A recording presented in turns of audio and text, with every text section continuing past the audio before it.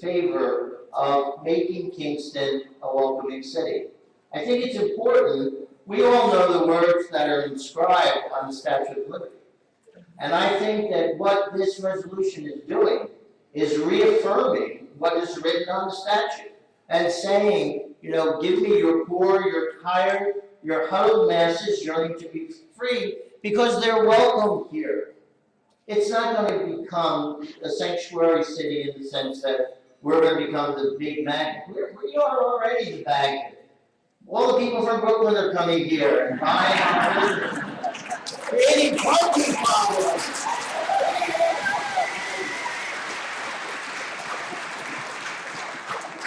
But what it is doing and what it will do is reaffirm that the leadership in the city of Kingston believes in the words inscribed on the Statue of Liberty, reaffirms them. We're not going to change federal legislation. We're not going to lose federal grants. We're going to reaffirm the fact that we are a welcoming community.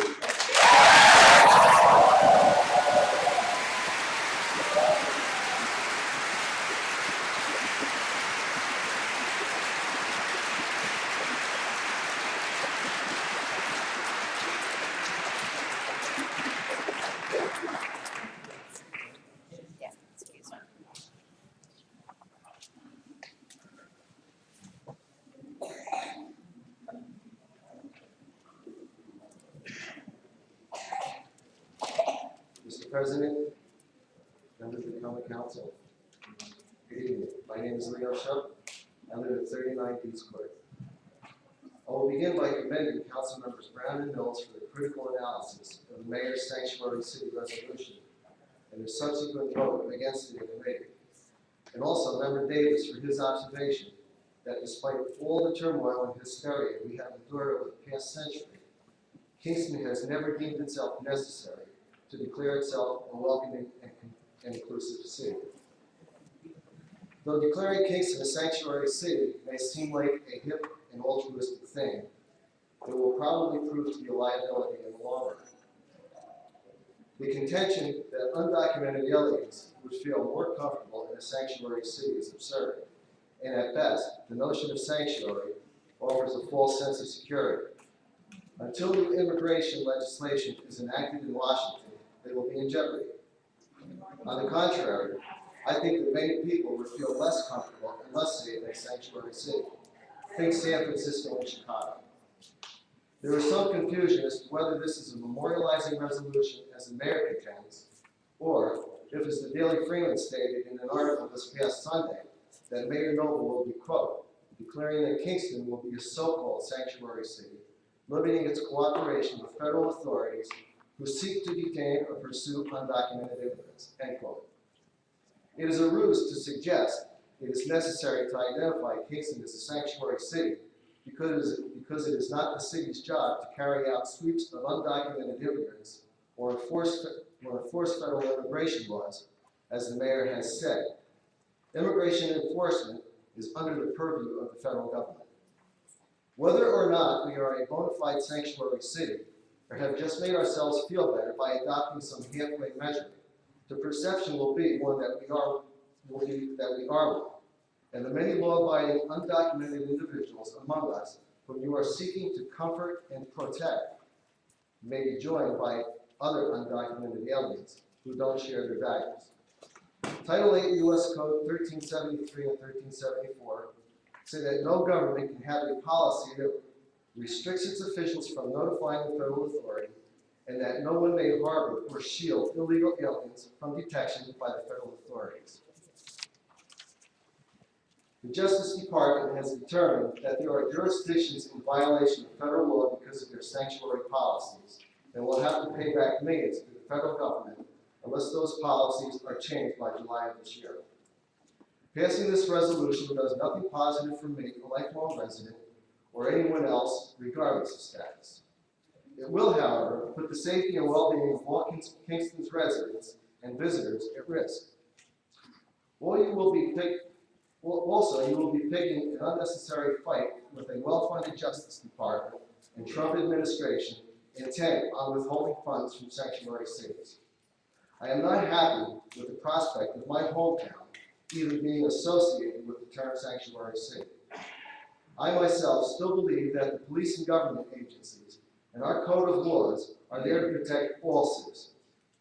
Passage of this resolution will be a public display of contempt and disrespect for the laws of this country, the people who are sworn to uphold them, and ultimately, those they are here to protect. Thank you.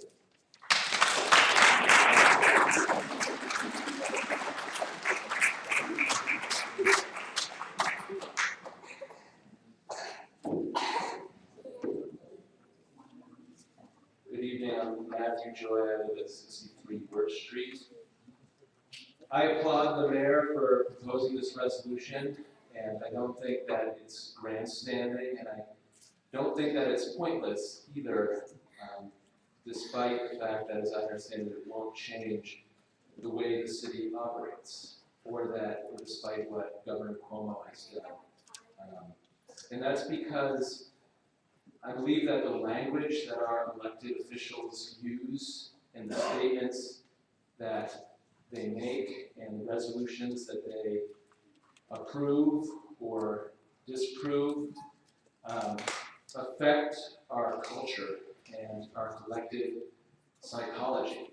And we witnessed a really tragic example of this phenomenon in the 10 days following the presidential election, when in this country there were more than 900 reports of harassment and hate crimes targeting people of color, Muslims, immigrants, and women, with many of the harassers invoking Donald Trump's name during assaults. So this incoming administration and the people that it represents is normalizing racism, misogyny, and xenophobia, and it is up to us as citizens and to state and local governments such as yourselves to reject the ideology and policy of this administration and to make our own statements to our vulnerable neighbors loud and clear, to tell them that we will not be party to any persecution of them. Thank you.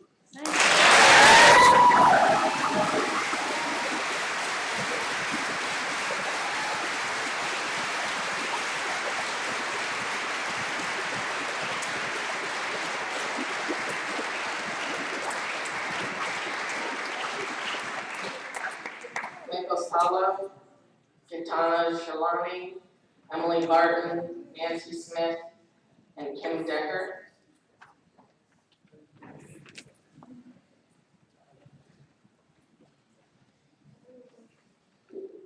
Thank you very much for this opportunity to speak. My name is Michael Silva. My wife and I live on Maiden Lane here in Kingston. We want to add our voices to those in favor of the memorializing resolution because it is sensible, it is lawful, and it will make a meaningful statement during a time in which we see increased anger and even hate toward immigrant families across our nation. Since the time of the Pilgrims, people have sought refuge in our country out of desperate circumstances in their own lands, from religious persecution to economic oppression to gang violence. They have sacrificed greatly to reach a safer place and try to make a life here for themselves and for their children. We don't believe anybody loses if Kingston passes a resolution that tells our neighbors that the police will not make their lives any tougher than they already are, as long as they themselves are law-abiding. In fact, won't we all be safer if an undocumented immigrant knows he will not be put at risk of deportation if he simply reports a crime and we catch the criminal?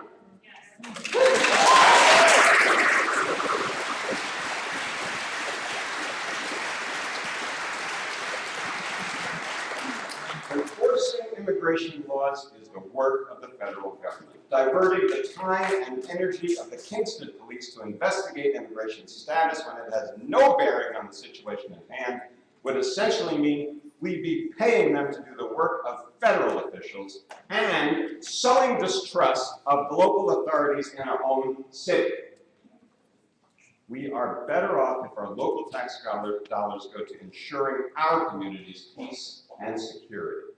This resolution has nothing to do with amnesty and everything to do with keeping our city safer and saner. That is what Mayor Noble and Chief of Police Tim T support, and we would like them to know we support them in this effort. Thank you.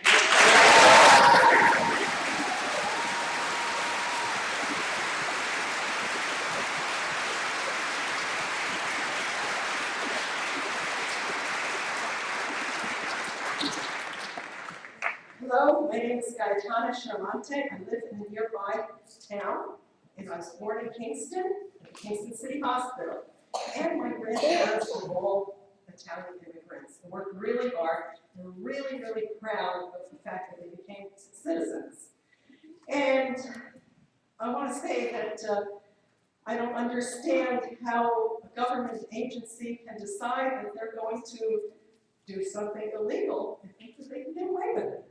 And I'm really perplexed by how folks can interchange the terms illegal alien with immigrants. Because immigrants generally are here legally, okay? Illegal aliens are not.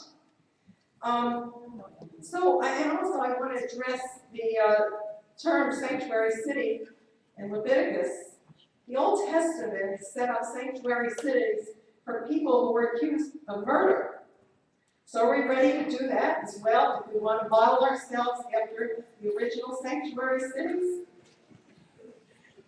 How will making Kingston a sanctuary city help Leo? Regardless of whether the Kingston officials declare Kingston a sanctuary city, ICE has the authority to enforce laws regarding illegal aliens. Why would anyone gather a group of people that by definition is in violation of the law if they can and make them more easily identifiable? Why would you gather them up and say, come here? Although the policies of sanctuary cities vary from place to place, it might surprise people to know that sanctuary cities do not provide a haven for unauthorized immigrants. Federal immigration laws are enforced just as in non-sanctuary cities. In a sanctuary city, unauthorized immigrants can still be rounded up and deported by the government. So your efforts to create the notion that this is sanctuary is really damaging and it's misleading. So, thank you.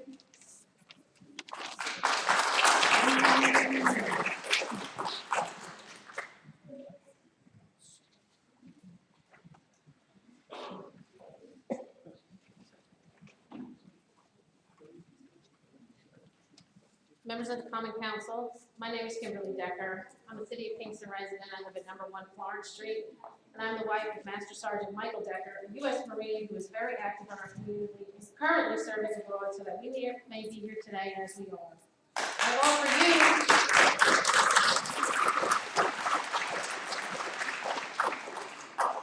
offer the following on his and my behalf. This is a letter that he wrote for me to read on his behalf. After meeting with the mayor and the chief of police separately on this sanctuary city memorializing resolution, I found myself still left with the same concerns for the city of Kingston and here as well. It hides behind the title of immigrant, which really comes in 2 flavors. 1, documented and legal, and 2, undocumented and illegal. Sanctuary city means to protect the undocumented illegal immigrants. The term has no legal meaning per se, but applies generally to cities that do not use municipal funds and resources to enforce federal immigration laws, and usually forbids police or municipal employees to inquire about a person's immigration status or circumvent immigration laws. By virtue of this resolution, why must a person commit a second crime to enforce the law for which the first crime was committed? This is clear and present threat to our citizens and documented legal immigrants. You cannot follow the law only when it aligns with your personal beliefs. and be reminded that harboring foreign nationals carries a greater consequence. I caution that for a sanctuary city, the incoming administration may just be the ones to enforce such repercussions of withholding financial aid or taking legal action, either of which would cripple our city. I share with you, I have lost good men, some in my own clutch, defending the very right and liberties provided to Americans as we all know it, as well as the very freedom in office for Mayor Noble's waywardness in seeking to document rendering aid to those evading the law. As a veteran, I have stood up to do my part to provide Americans with such rights and liberty they live by through national defense in times of war where heavy losses have been taken and sacrifices made. Why would you not see the same right here in our own town? This is a distinguishable step against good order and discipline as provided by a higher echelon of laws. This is not a local immigration issue. We have no say on immigration law. That is a federal domain and responsibility. What this resolution is, however, is a mayoral stance taken that only conveys unfavorable tones to the citizens and documented residents while securing false pretenses and hopes for the undocumented person it pretends to protect, when in fact the city of Kingston can do nothing for them should immigration and custom enforcements come to town. In summary, not only is immigration the founding hallmark of the United States, my family too are immigrants, documented and legal as many Kingstonians are, and that is not the issue. Immigration laws, when followed, clearly answer the mail of this process. I, however, do not support and firmly oppose any resolution whereas your common city of Kingston assets and resources and risk our future only to aid and abet persons who are in violation of the federal immigration law to begin with, period. With fortitude, Michael J. Decker of Kingston, Virginia.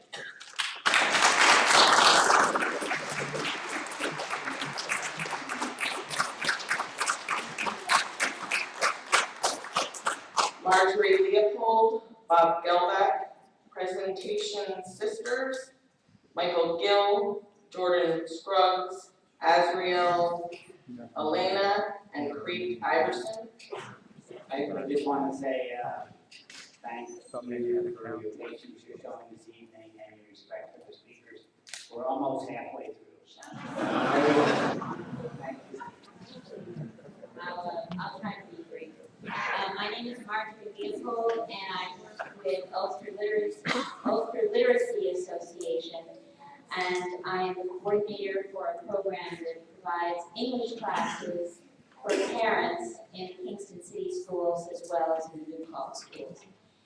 This program is now 3 years old. We've gone from 2 classes a week in one elementary school to 8 classes a week, and we have 15 volunteers who are working with these parents to teach them English. I want to say a couple of things about our students. Most of them are from Central and South America. Most of them live on under $16,000 a year for families of 4. They work very hard. They make very, very little money. And yet, what they want and what they work so hard for is a life that is better than they would have where they came from. Many of them come from places where there's no work and there's no food. Or there are drug wars on the streets and they're afraid for their lives.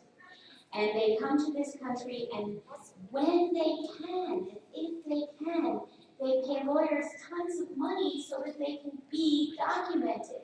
They don't want this status. We do have a very flawed immigration system right now. And what does this resolution do for these people who are here and contributing to this community just like most of our immigrant families did? What does this resolution say? It says, we know you, we care for you, and we would like you to know that human to human, we support you, we believe in you, and we want to, as our fellow man, be generous and help give you a life in this country. Thank you very much.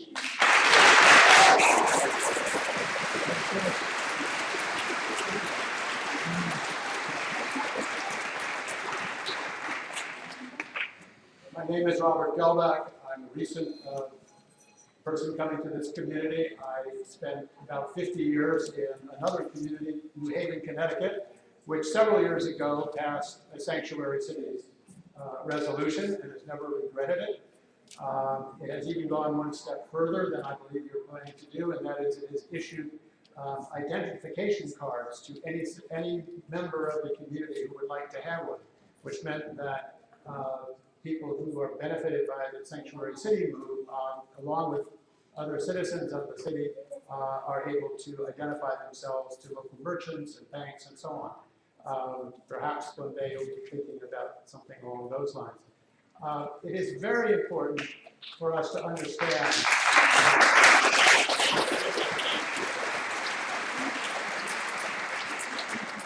it's very important for us as citizens to understand that you have not undertaken to break any laws, you have not undertaken to pass anything that violates the laws or refuses to abide by the laws. Some folks seem to get the idea that if there is a federal law, it must automatically be imposed and endorsed by cities and counties. That's just not the case. This is a legitimate legal proposal, and what it does more than anything else is state a concern of the thoughtful citizens of this community, a concern which is passed on to people who make policies at a higher level that indicates to them that it is more than time for them to make substantial improvements and adjustments in our national immigration policy. All of us in this country are the children of immigrants, right down to Native Americans who first came to this country 15,000 years ago across the Bering Strait. There's no such thing as an ultimately Native American. We're all immigrants. Some of us came under circumstances which were completely wide open. Back in the 19th century, there were no rules about who could come. You just came. And in fact, when you got here, you could vote in elections even before you were a citizen. That was widespread across the United States. It became very difficult to come, be a citizen, or even be an immigrant in the 1920s. That was a period of time when substantial resistance was present in the Congress, and laws were passed specifically targeted at Eastern Europeans and Southern Europeans. So we have a long history of this kind of discrimination against various groups by some people in the United States. This is a proposal which, if it's passed, will add the name of Kingston to a growing list of cities and communities that are saying it's time for us to have a more humane and considerate attitude towards people who want to come here. Thank you very much.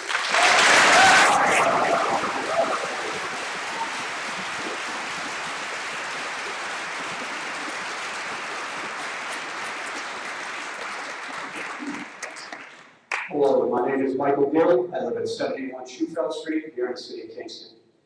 I am a grandson of immigrants that came from Yugoslavia and Poland, and I can tell you they came here legally without asylum. They worked in this community, they assimilated into this community, and they never took a dime because it was frowned upon back in those days. The reason I'm here tonight is we'd like to do our fact checking and not a lot of spin going on. I have one, I got enough here for all the council members. This is just fiscal policy. And you can take a look at that. There's also other studies out there that will rebuke that, as you well know.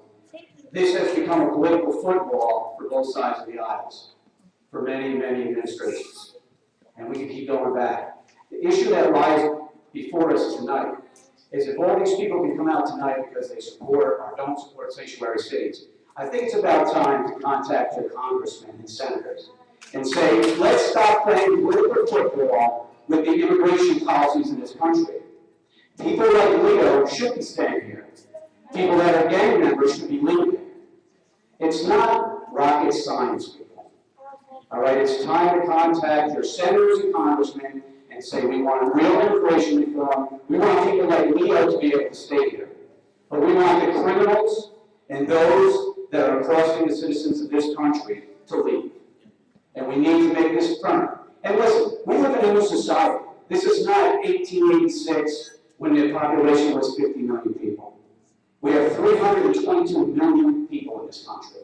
And yes, 11 million are undocumented workers. Some will do work, some might do criminally, but we, as citizens, don't know the true numbers. What I'm stating here tonight is this is not the business of the city of Kingston to divvy. The business of the city of Kingston is to address the true issues here, which are homeless, the addiction of heroin and prescription drugs with our youth.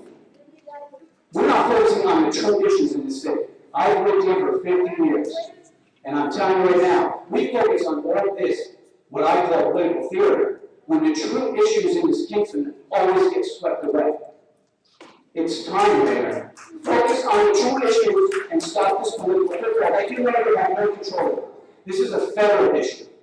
The issue here is for every individual in this room to contact your congressman, your senator, and say, I've had enough. No matter what your view is, Republican, Democrat, everyone here is an American. And it's time that you stand up for the rights of this country and you talk to the people that can change the rules. These people aren't going to change the rules. People will still get deported because the federal government decides that, not these local municipalities. So let's stop playing political theater and focus on the true issues that you can change in this city, not the ones you can't. Thank you.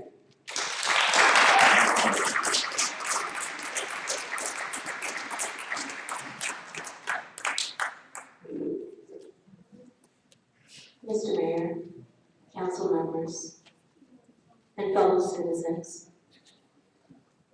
I'm Sister Maria Lopez, and I'm a sister of the presentation. Many of you may have, your parents may have gone to St. Mary's, or your children may have gone to St. Mary's when the presentation sisters were present there. The sisters came to this country in 1874 to work with a group of immigrants that nobody wanted in this country. They were rejected, they were disdained, they were discriminated against, and so the sisters came here to work with them.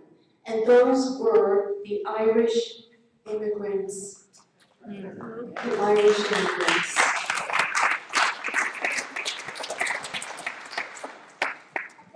We continue to be committed to the safety and the care and the well-being of all people who come to this country with a spirit of wanting to make their life better. No one comes to this country because all is well in their home. They come here because they believe they can share the American dream with all of us. And we are committed to helping them to be able to find a way to share that American dream. And so we support Kingston being a sanctuary city. Thank you.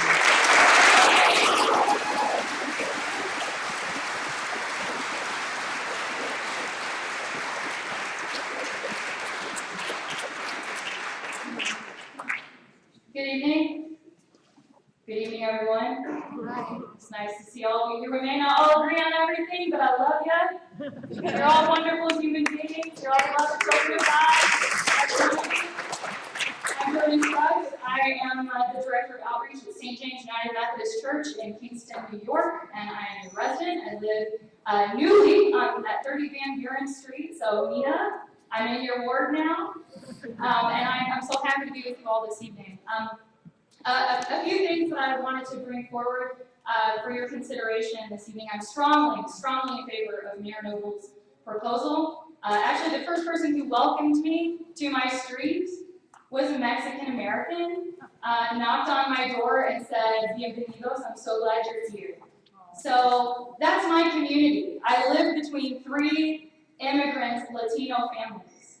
And for those of you who think that all of them are criminals or murderers, I'm here to tell you that they're my friends.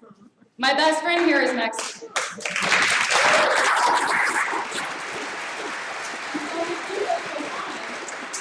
I think what you'll find is for those individuals who are worried about having immigrants in our community, regardless of their ethnicity, right? Somebody said that not everybody who comes here is Latino, but if we're honest, I think a lot of this has a racial component.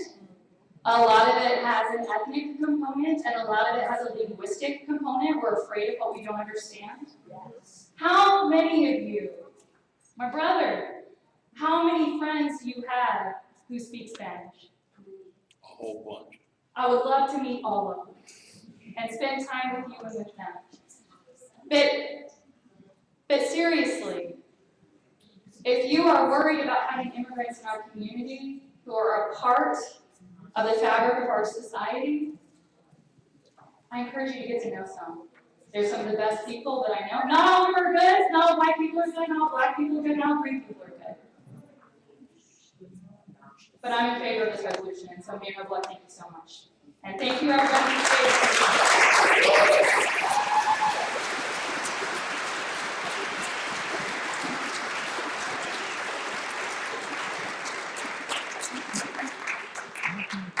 Hi, I'm Creed Iverson, 46 Pierpont Street, Kingston, and as opposed to being grandstanding, I feel like this is such a valuable night for a lot of people with different perspectives to get together. I think whether this resolution passes or not, it's been really great to hear all that. I'm a farmer. I've been setting up a farm on Sopas Avenue. But while I was setting it up, I got to work half-time on another farm this year. The farm next to mine uses a lot of immigrant labor. The farm I worked on had a lot of Jamaicans and Hispanics. So I got to know them and their stories enough to participate in a farm worker march, where farm workers walked to Albany to, you may not know this, but farm workers are the one category of worker in our state that does not have the same rights as every other worker. No scheduled days off, no mandatory overtime. No paid overtime, and a lot of other things that, and if it wasn't like that, it would put the farmers in a really hard position. So this is really a system problem, I think. But I think it's important to note that the reason why undocumented workers are here often is because the farmers and other employers in our community, the people who are growing their food, have invited them here. They want them here. They need them here for their businesses to go by, to succeed. And again, I'm not saying I like that system or approve of it, and there's a lot of things that need to be changed about it. But the fact is, it's not a question of legality. People need to follow the rules and become naturalized. They are here because our system invited them here. And so to me, that makes them our neighbors and our community members. So I don't particularly care whether we have a designation as a sanctuary city or not. I think it's more important that we all recognize who these folks are as members of our community.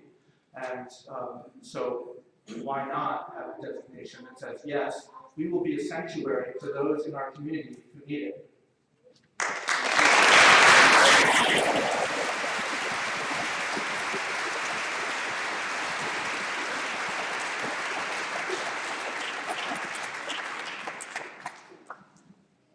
Good evening, my name is Azrael Ali, 75 Seville Street.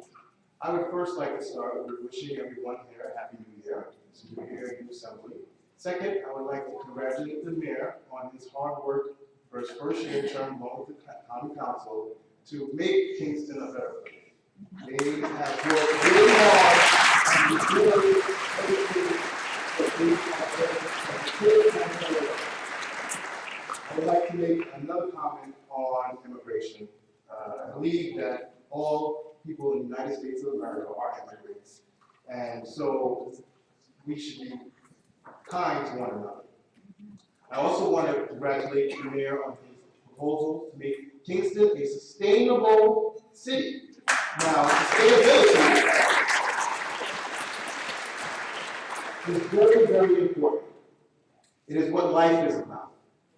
And there will be new initiatives that will be coming about for New York State this year, including community solar. So for those that are not familiar with community solar, it is your first advantage and chance to create your own electricity. At that point that you create more electricity than you consume, you have the ability to eliminate your bills and provide a retirement life for yourself and your children. So I would like everyone in here to start looking at the community solar.